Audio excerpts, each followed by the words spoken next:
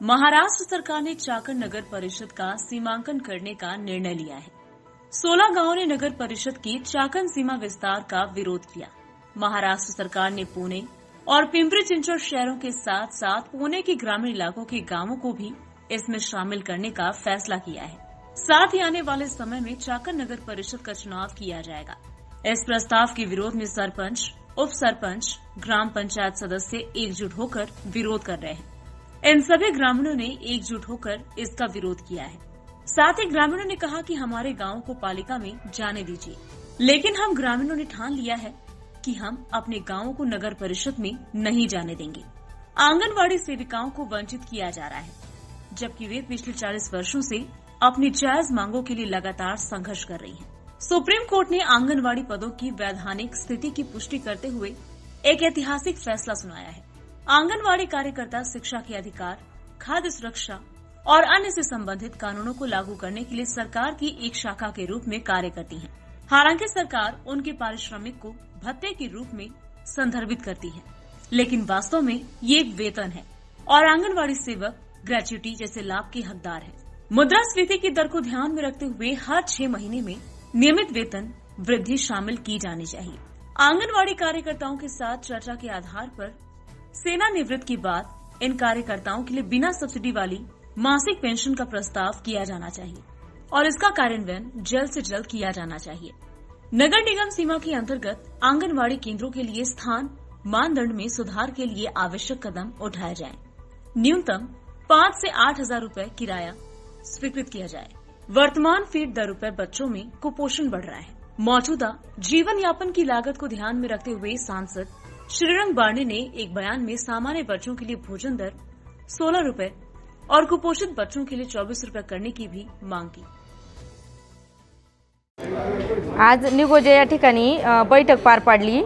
तर त्या बैठकीमध्ये असं ठरलं की जी चाकणची नगर परिषदेने हद्दवाढीचा प्रस्ताव दिलेला आहे, त्या प्रस्तावाला आमच्या ज्या संबंधित ग्रामपंचायती आहेत त्या ग्रामपंचायतीचा पूर्णतः विरोध राहील।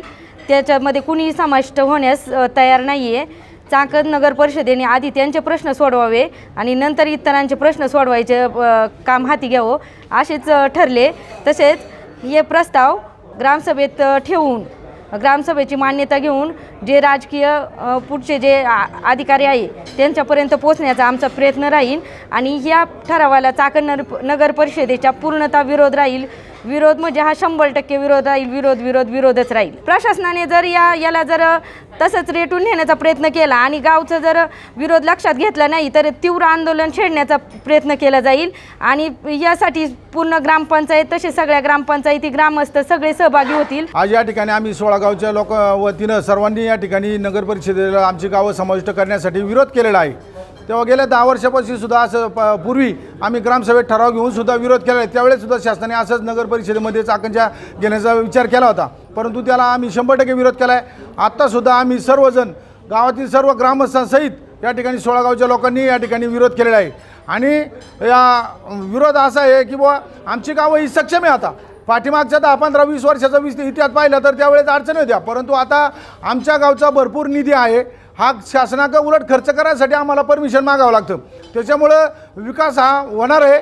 गावचं गाव पण टिकवण्यासाठी आम्ही 100% या नगर परिषदेमध्ये जाण्यासाठी विरोध ह्या बैठकीमध्ये मेन मुद्देच ठरलेला आहे आज आमचा। हे नगर परिषदेमध्ये सध्या आहे ना त्यांचाच विकास त्यांना करता येत नाही, परंतु जर पाठीमागे एकदा असा ठराव झाला होता खेड आळंदी ही जर मोठी महानगरपालिका झाला त्यावेळेस ही आमची गाव विचार करतील, पण सध्या तरी आमचा ह्या 16 गावचा आहे ना विरोध आहे 100%। 16 गाव ही सक्षम आहे, भरपूर निधी होतोय आमच्याकडे भरपूर आणि रस्ते पाणी लाईट याच्या पलीकडे काय लागते, परंतु या नगर परिषदेमध्ये आमचा हा 100% विरोध आहे सर्व 16 गावच्या ग्रामस्थांसहित।